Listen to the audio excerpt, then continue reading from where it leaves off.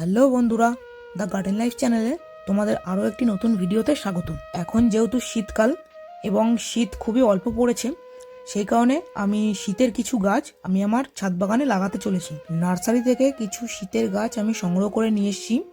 তো তার মধ্যে আজকে আমি একটা গাছ যেটাকে আমি এখন লাগাতে চলেছি, গাছটার নাম হলো চন্দ্রমল্লিকা। চন্দ্রমল্লিকা এবং ডালিয়া এই দুটো শীতের একটি অন্যতম গাছ। কারুর ছাদ বাগানে কিছু গাছ থাকুক বা না থাকুক, এই চন্দ্রমল্লিকার ডালিয়া সবার কাছে কম বেশি শীতকালে সবার বাড়িতে দেখা যায়। এর পাশাপাশি গাঁদা ফুলও সবার বাড়িতে দেখা যায় এবং সবার পছন্দের একটি ফুল গাঁদা, চন্দ্রমল্লিকা এবং ডালিয়া। আজকে আমি একটি চন্দ্রমল্লিকার গাছ নিয়েছি। গাছটাকে আমি টবের মাটিতে কিভাবে বসাবো এবং কি ধরনের মাটি তৈরি করে গাছটাকে বসাবো এবং গাছটাকে অল্প কয়েকদিনে গাছটাকে গ্রোথ দিয়ে তুলবো। প্রথমে আমি গাছটাকে বসানোর জন্য টবের তলে আমার ছাদ বাগানে ঝরে পড়া যে সমস্ত পাতা এবং ফুল সেগুলোকে দিয়ে দিলাম।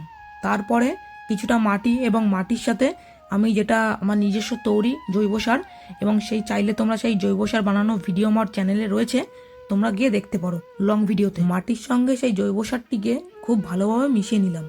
মিশিয়ে নেওয়ার পর প্লাস্টিকের গ্রো ব্যাগের প্যাকেট থেকে গাছটাকে বের করে নিয়েছি। আমার যেহেতু গ্রো ব্যাগটা কাজে লাগবে, সেই কারণে আমি গ্রো ব্যাগটা না কেটে আমি বের করে নিয়েছি। বের করে নেওয়ার পর আমি যেই মাটিটা দিয়ে গাছটাকে বসাবো, মাটিটার সঙ্গে আমার ছাদ বাগানে ঝরে পড়া ফুল এবং পাতা বোগেনভিলিয়া গাছের সেগুলোকে মাটিটার সঙ্গে মিশিয়েছি এই কারণে মাটিটা যাতে একটু ঝুরঝুরে থাকে। তো মাটিটি নেওয়ার পরে গাছটাকে পুরোপুরিভাবে সেই মাটিগুলো দিয়ে বসিয়ে দিয়েছি।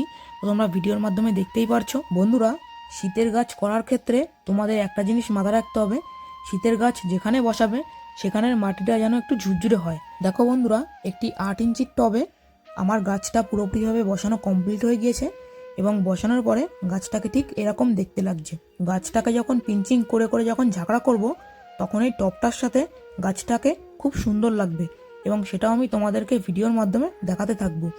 গাছটা বসানোর পরে এখন যেটা করব, গাছের গোড়ায় জল দেওয়া। একটু বেশি পরিমাণে জল দিয়ে দেবো, কারণ গাছটাকে যেহেতু নতুন বসিয়েছি। আজকের ভিডিওটা এতটাই। দেখা হচ্ছে তোমাদের সাথে নতুন একটি ভিডিওতে।